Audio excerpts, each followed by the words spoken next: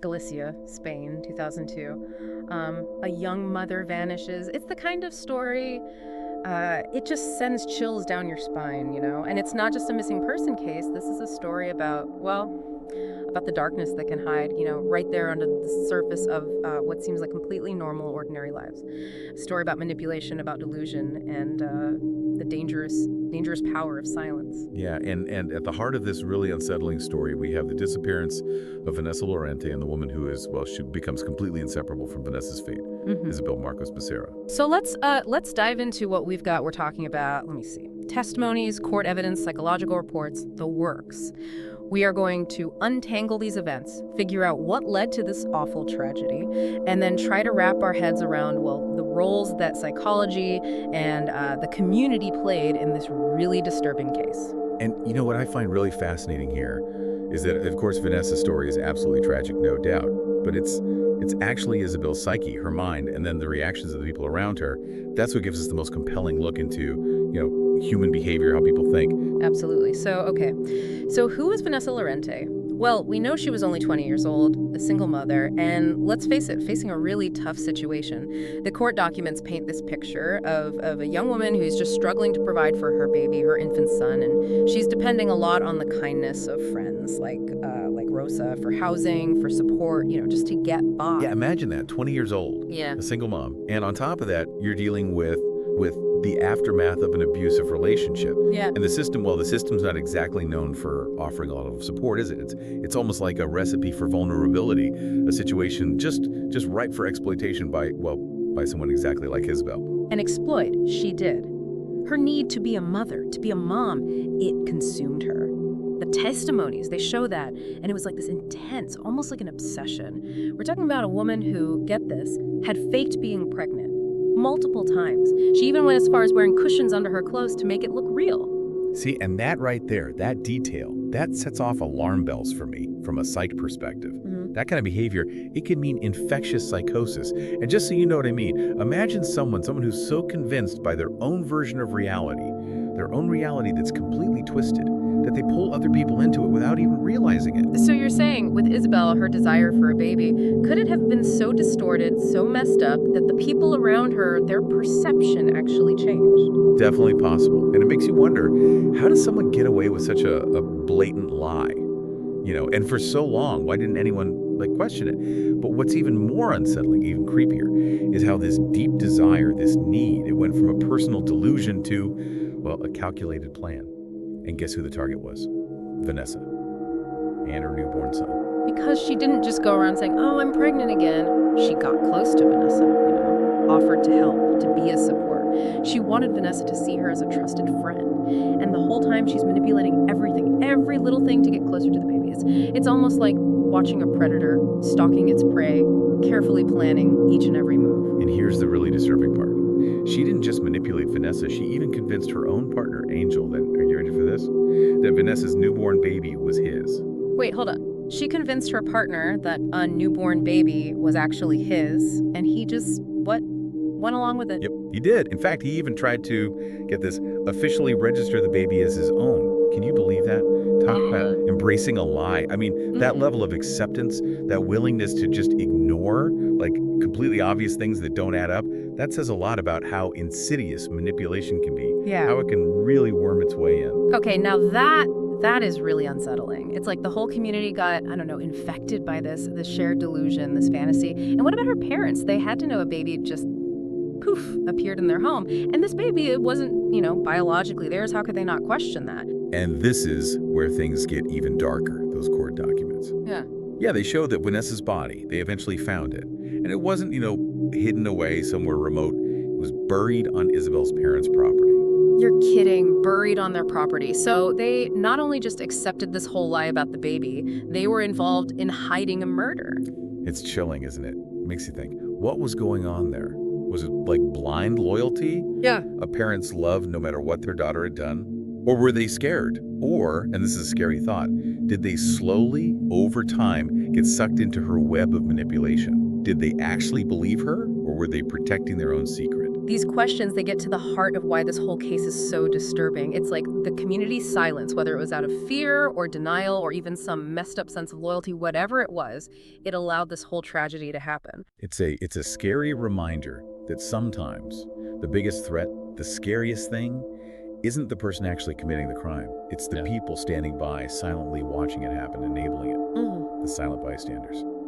We're back, and man, the more we dig into this case, the more disturbing it gets, you know?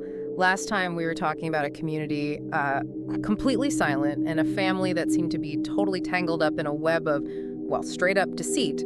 So how did investigators finally start to unravel, Isabel's carefully constructed facade? How'd they break through? Well, you got to remember, at first, this was just a missing persons case. Vanessa was gone. That's it. No crime scene, no body. Just poof. Yeah. A young mom who seemed to vanish like into thin air. So no body, no obvious signs of foul play, right? So what were the first clues that made investigators think, hold on, maybe Isabel's involved here? It all starts with the people who refused to believe that Vanessa just disappeared.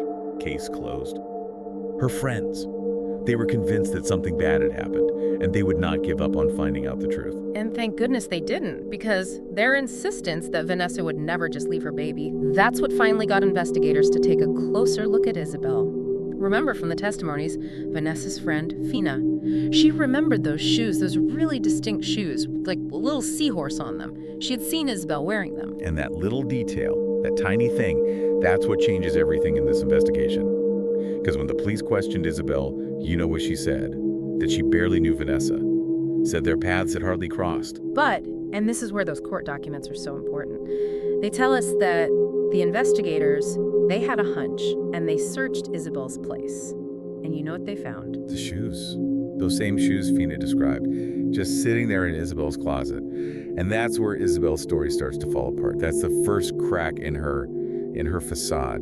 It's crazy how one little thing can completely unravel a whole made-up reality, But the shoes, those weren't the only thing pointing to Isabel. What about, you mentioned it before, that sleeping pill thing? That seemed really suspicious. Oh yeah, that's a big one. So the investigators, they're digging into Isabel's life, and they find out that on the same day Vanessa disappeared, someone in Isabel's family bought a whole bunch of sleeping pills. Okay, I'm gonna go out on a limb here and say that probably wasn't just a coincidence. Yeah, not a chance. When they confronted Isabel about the pills, she claimed that she had given some to Vanessa to help her relax. Sounded innocent enough. But when you put that together with the shoes and the fact that Isabel kept changing her story, well, it starts to look really, really bad. It's like that classic thing, the more she tried to explain, the more she trapped herself. Just digging that hole deeper and deeper. Exactly. And the investigators, they're building their case bit by bit, using her own words against her, like archaeologists, carefully brushing away layers of lies to uncover the truth buried underneath. So we've got the shoes, we've got the sleeping pills, we've got all these lies falling apart. But it wasn't just physical evidence, was it? There was this eerie silence from the community. And then the people closest to Isabel, they were doing some shady stuff too. 100%. This investigation, it wasn't just about finding clues. It was about understanding how this all could have happened, the dynamics. It was like they had to peel back these layers of the community's denial, confront the really uncomfortable truth of how easily people can be manipulated, even in the most normal-seeming places. We're back. And after what feels like forever, weeks of testimony, mountains of evidence, a community wrestling with their role in all of this, well, the Vanessa Lorente case, it finally reached a turning point, right? The verdict. And this wasn't just about what would happen to Isabel, It was about holding up a mirror to this whole community, making them deal with the consequences of staying silent, and really how fragile their shared reality, their version of events really was. Yeah, the courtroom, it became this arena, where everyone's point of view was clashing. You had the prosecution. They were so meticulous, laying out this case built on circumstantial evidence, psychological profiles, and, well, the just plain creepy actions of the people around Isabel. Their argument was that Isabel, she was driven by this all-consuming need, this obsession to be a mother, and that need drove her to plan and carry out the abduction of Vanessa's son, and to silence Vanessa, to protect this fake reality she had built. Right, but then you have the defense, and they're painting a completely different picture of Isabel. Yeah, she lies, she's delusional, but they're saying she could never do something so cold-blooded, so evil.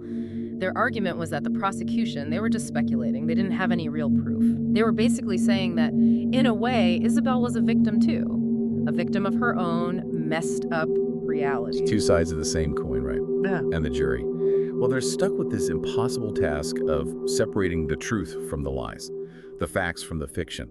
And it all boiled down to this. How could a community, families, how could they all get so caught up in this web of lies? And after weeks of testimony and who knows how many hours of deliberating, the jury reached a verdict. Guilty. Isabel Marcos Macera, guilty of murder. And her sentence, 30 years. Can you imagine that verdict? It was like this shockwave through the community. And I mean, there was a sense of closure, even though it wasn't perfect, not at all. But this case, it captivated people, terrified them, and I think it really left a mark on a lot of people. But even with Isabel behind bars, locked up, this case, it just brings up more questions than answers, you know? It's true, because even though they found her guilty, Isabel, she never actually confessed to the murder itself. She insisted that, yeah, she drugged Vanessa, took her son, but she swore she didn't hurt her. Which, okay, that leaves us with a truly chilling thought. Did someone help Isabel? Was there someone else lurking in the shadows of her lies? Or maybe, and this is often the case in stories like this, the truth is way more complicated, way more messed up than any of us can really grasp. It's possible we'll never know everything that happened to Vanessa Lorente, but her case, it reminds us how fragile the truth can be, how seductive manipulation is, and the devastating, heartbreaking consequences when everyone stays silent. It's a reminder to pay attention, to trust your gut, to never underestimate people, their capacity for good and for evil. And maybe just as crucial, it's a reminder to be kind, to remember everyone has their own story, their own struggles, and that sometimes the most terrifying truths are hiding in plain sight. Vanessa's story, it's a tragedy in so many ways. It shows just how vulnerable young mothers are, how damaging domestic abuse is, and how the system, the very systems that are supposed to protect the vulnerable, how they often fail. It's a wake-up call, a plea for awareness, for better support systems. It's a demand for a society that refuses to look away from the darkness that can grow and fester in its midst. The Vanessa Lorente case, it's a story that sticks with you long after the headlines are gone. It forces us to confront some really uncomfortable truths about ourselves, our communities, about the world we live in. And even though we may never completely untangle this web of lies and manipulation that led to Vanessa's death, we can honor her by remembering the lessons from her case. Lessons about staying vigilant, about empathy, and about the incredible power of one voice to break the silence. That's all the time we have for today's deep dive into the unsettling case of Vanessa Lorente. We hope this has given you a lot to think about. Until next time, stay curious, stay informed, and never stop asking those tough questions.